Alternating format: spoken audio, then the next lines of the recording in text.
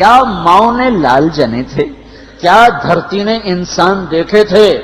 آج تک دنیا ایسا بادشاہ نہ دکھا سکی جو 22 لاکھ مربع میل پہ حکومت کر کے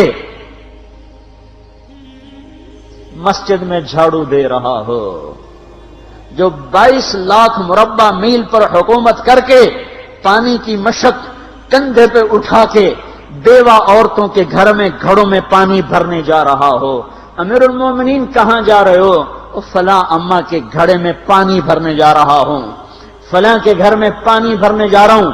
22 لاکھ مربع میل پہ حکومت کر کے دھرتی نے ایسا بادشاہ نہیں دیکھا جو اونٹ چراتا پھر رہا ہو، اور جو بیت المال کا اونٹ گم ہوا چولے کو باندھا اور دوڑ لگائی، آگے احنف بن قیس ملے، ارے کہاں جا رہے ہو امیر المومنین؟ کہ تو بھی آ جا، بیت المال کا اونٹ گم ہو گیا ہے، مل کے تلاش کریں۔ پتہ نہیں کتنے مسلمانوں کا اس میں حصہ ہے۔ دھرتی ایسا بادشاہ نہ دکھا سکے گی، نہ دکھا سکے گی، کوئی ایسا آیا ہی نہیں ہے کہ جو اتنی بڑی سلطنت کا مالک ہو اور کیکر کے درخت کے نیچے بغیر پہروں کے سو رہا ہو۔ یہ ہمارے چھوٹے چھوٹے حکمران، ووٹوں کے ذریعے سے کرسیوں پر بیٹھنے والے، ان بے وقوفوں کے آگے بھی پہرے، پیچھے بھی پہرے، دائیں بھی پہرے، بائیں بھی پہرے، اوپر بھی پہرے، ان کی گاڑیاں بھی بلٹ پروف، یہ پھر بھی ڈرتے ڈرتے جا رہے کہ انہوں نے ظلم کیا، یہ اپنی ذات میں خوف زدہ ہو گئے۔ عمر نے اپنے نام کے ساتھ فاروق کا لقب آپ نے کہا عمر فرق بین الحق والباطل، عمر وہ عمر ہے جس نے حق اور باطل میں فرق کر کے دکھا دیا، اس لیے یہ فاروق ہے، اس نے حق اور باطل میں فرق کر کے دکھایا، یہ فاروق ہے۔ حسن بصری فرمایا کرتے تھے اپنی محفلوں کو عمر کے ذکر سے سجاؤ۔ حضرت عائشہ فرمایا کرتی تھیں عمر کے تذکرے کیا کرو کہ جب عمر کا تذکرہ ہوتا ہے تو عدل کا تذکرہ ہوتا ہے، جب عدل کا تذکرہ ہوتا ہے تو اللہ کا تذکرہ ہوتا ہے۔ کہ ہم عائشہ رضی اللہ تعالیٰ عنہا فرمایا کرتی تھیں اتنے بڑی سلطنت پر حکومت کرنے کے بعد اللہ کی راہ میں جانے والے مجاہدین کے گھر گیا کھڑا ہوا ہے، دروازے پہ دستک دے رہا ہے، بیٹی کوئی بازار سے سودا لینا ہو تو مجھے بتاؤ، تیرے گھر والا تو اللہ کی راہ میں ہے، میں تمہارے گھر کا سودا لے آؤں، کیا کیا چیز چاہیے؟ تم نے اپنے خامند کو خط لکھنا ہوگا، تم تو لکھنا نہیں جانتی، مجھے بتاؤ میں تیرے خامند کو تیری طرف سے خط لکھوں۔ اما تیرا بیٹا اللہ کی راہ میں گیا ہوا ہے، مجھے بتا میں تیرے بیٹے کے نام تیری طرف سے خط لکھوں۔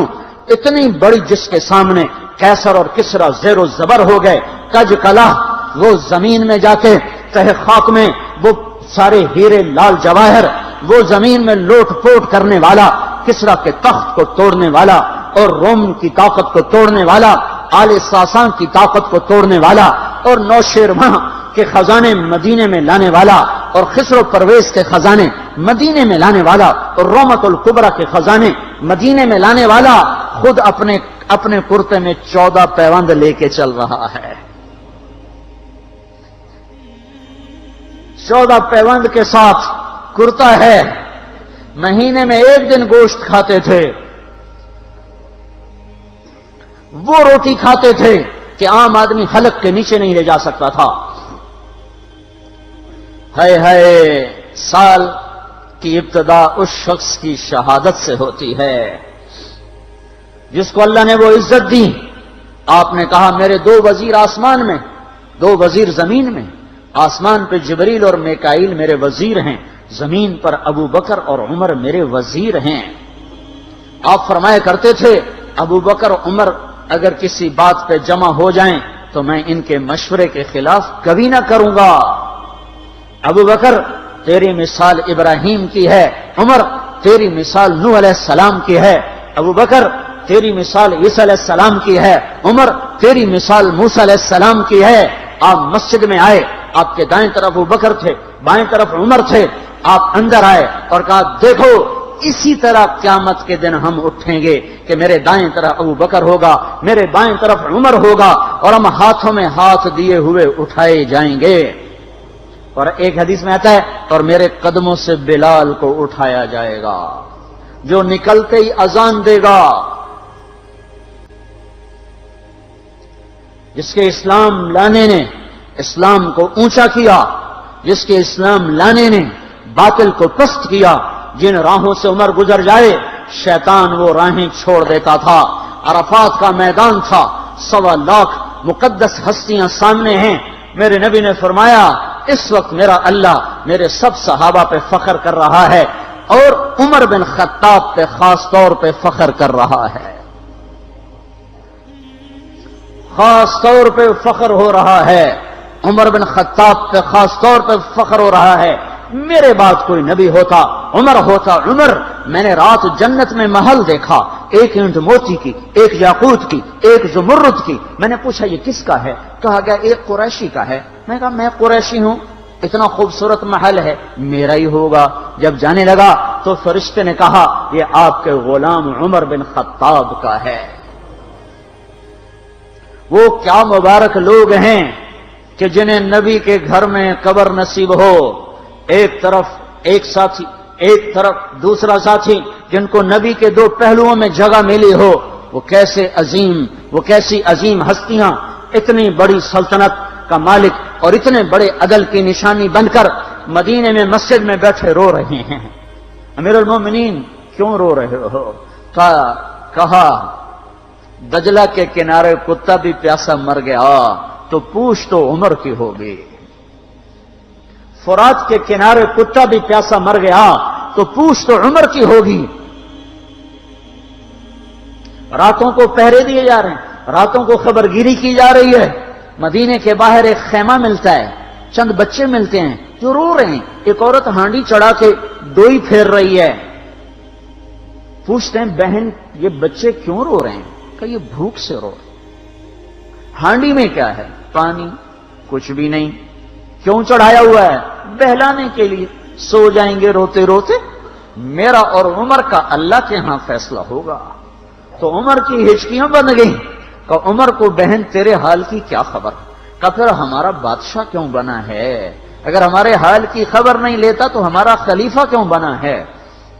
پر لگ گئے، بیت المال سے سامان نکالا، بوری بھری، سر پہ اٹھائی، کمر پہ اٹھائی۔ غلام اسلم نے کہا میں اٹھاؤں؟ کہ قیامت کے دن بھی میرا وزن تو اٹھائے گا۔ اسی طرح بھاگے ہوئے آئے، پنیر نکالا، آٹا نکالا، گھی نکالا، شہد نکالا، ڈال کے ہانڈی میں نیچے آگ، خود دھواں، گیلی لکڑیوں میں پھونکے مار مار مار آگ جلائی، حلوہ تیار کیا، پھر پلیٹوں میں ڈال ڈال کے بچوں کو کھلایا۔ وہ عورت کہنے لگی کاش عمر کی بجائے تو خلیفہ ہوتا۔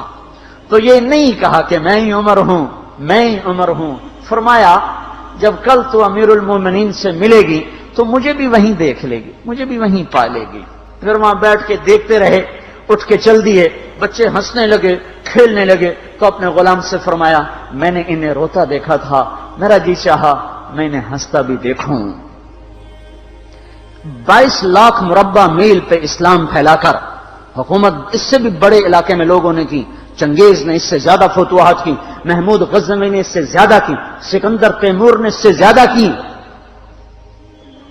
پر فتوحات کر کے یوں خدمت کر رہا ہو، پانی بھر رہا ہو، اونٹ چرا رہا ہو، امامت کرا رہا ہو، 14 پیوند لگے کپڑوں کے ساتھ خلافت کے تخت پر بیٹھا ہوا ہو، یہ دھرتی میں پھر کوئی نہیں آئے گا۔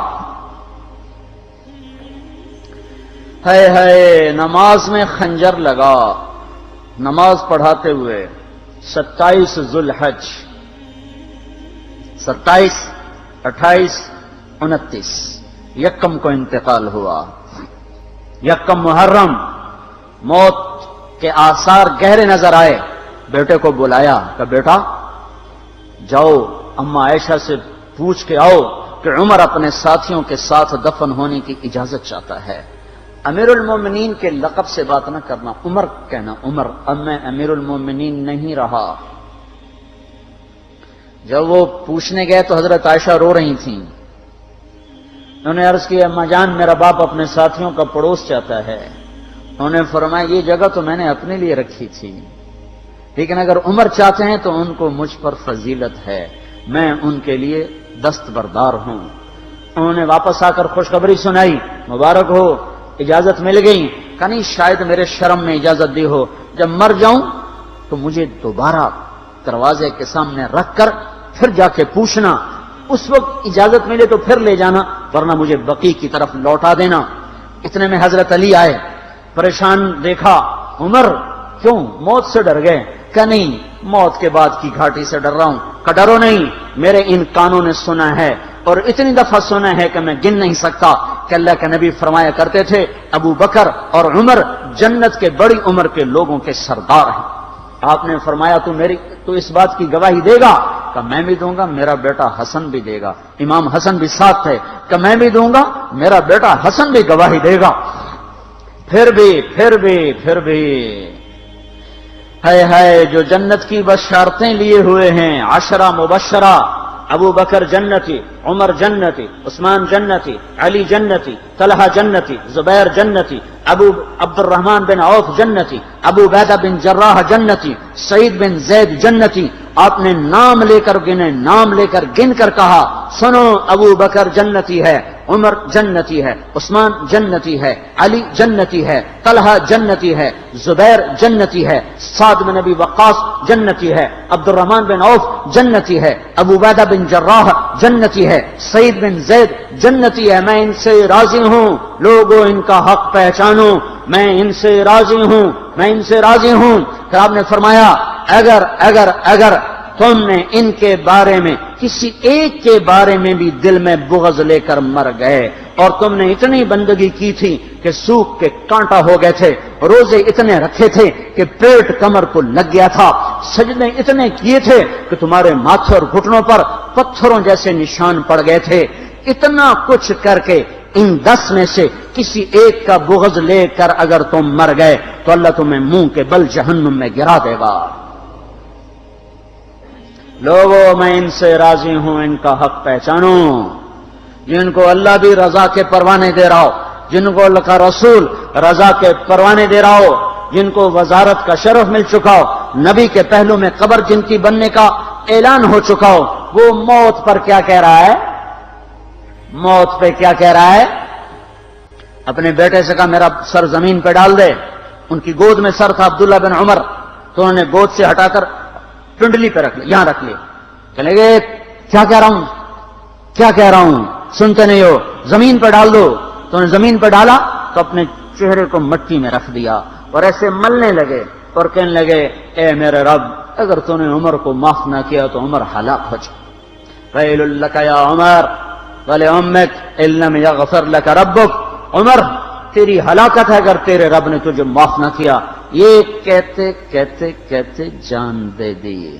22 لاکھ مربع میل میں اسلام کو زندہ کرنے والا، این حالت نماز میں زخم کھا کے گرنے والا، مطلوب مصطفیٰ، وزیر مصطفیٰ، جنت کی خوشخبریاں لے کر پھر موت پر یوں کہہ رہا ہو اے اللہ تو نے معاف نہ کیا تو میرا کیا بنے گا؟ کیا بے طلبی ہے۔ ان کے بیٹے خلافت کے اہل، ان کے بہنوئی سعید بن زید 10 مبشرہ میں سے دونوں کے نام کاٹ دیے، کہ یہ 6 ہیں جن سے اللہ کا رسول راضی تھا، جس کو چاہو خلیفہ بنا دو، جس کو چاہو حکومت دے دو، نہ میرے بیٹے کو ملے گی نہ سعید بن زید کو ملے گی۔ کسی نے کہا شوشہ چھوڑا، آپ کا بیٹا بھی تو بہت قابل ہے، اسی کو بنا دیں۔ تو اسے تو طلاق دینا نہیں آتا، حکومت کہاں سے چلائے گا؟ یہ ایک واقعہ کی طرف اشارہ کیا ہے، اس کے پیچھے ایک واقعہ ہے جس کو انہوں نے یاد کر کے فرمایا وہ تو طلاق دینا نہیں جانتا، وہ حکومت کیا چلائے گا؟ حالانکہ بڑے صحابہ میں عبداللہ بن عمر کا مقام ہے۔ ہے جنازہ صہیب رومی نے پڑھایا، دروازے کے سامنے لا کے رکھ دیا گیا، سب لوگ جنازے کے ساتھ کھڑے ہو گئے، عبداللہ بن عمر اکیلے آگے گئے، دروازے پر دستک دی تو اما جان میرا باپ عمر بن خطاب دروازے پہ حاضر ہو چکا ہے، اندر آنے کی اجازت چاہتا ہے۔ تو عائشہ رضی اللہ تعالیٰ نے اپنی چادر کو اٹھایا اور روتے ہوئے باہر نکل گئیں۔ پھر لوگ اندر داخل ہوئے، قبر کھودی گئی، قبر کھودتے ہوئے عبداللہ بن عباس بھی قبر کے کھودنے میں شریک تھے، تو کہتے میرے کندھے پہ کسی نے ہاتھ رکھا، میں نے پیچھے مڑ کے دیکھا تو علی رضی اللہ تعالیٰ عنہ کھڑے رو رہے تھے اور فرما رہے تھے مجھے پتا تھا تو یہیں آئے گا، یہاں تیرے سوا کوئی نہیں آ سکتا، کہ میں نے ایک دفعہ نہیں کتنی دفعہ میں نے اللہ کے نبی سے یہ بات کا تکرار سنا، میں ابو بکر اور عمر، اس کا اتنا تکرار سنا ہے میں نے کہ مجھے یقین تھا یہیں آئے گا، تو اور کہیں نہیں جا سکتا۔ میرے بھائیوں، غفلت سے باہر آ جائیں، یہ دھوکے کا گھر، یہ مچھر کا پر، یہ مکڑی کا جالا، یہ دنیا کہیں ہمیں ہلاک نہ کر دے۔ ان لوگوں کو سامنے رکھ کے زندگی گزارو جنہوں نے اللہ کو راضی کیا، اس کے رسول کو راضی کیا، کلمہ حق کو بلند کیا، خیر کے ذریعہ بنے، شر کے مٹانے والے بنے، اور دنیا میں مرنے کے بعد بھی ان کے تذکرے ہدایت کا سامان بنے، ان کے تذکرے روشنی کا مینار بنے۔ ان کے پیچھے چلو، مغرب کے اندھیروں کی طرف مت دوڑو، وہاں تو سورج بھی ڈوب جاتا ہے، مغرب میں تو سورج بھی ڈوب جاتا ہے، اور تمہیں پکار کے کہتا ہے مغرب کی طرف نہ آنا، ادھر اندھیرا ہے، میں یہاں گم ہو گیا، تم کون سا سراغ ڈھونڈنے آئے ہو؟ دوڑو اللہ اس کے رسول کی پاک زندگی کی طرف، اس کے پاک صحابہ کی زندگی کی طرف، جن کو اللہ نے مرنے سے پہلے جنت ہاتھ میں دے دی، جنت کی بشارت دے دی۔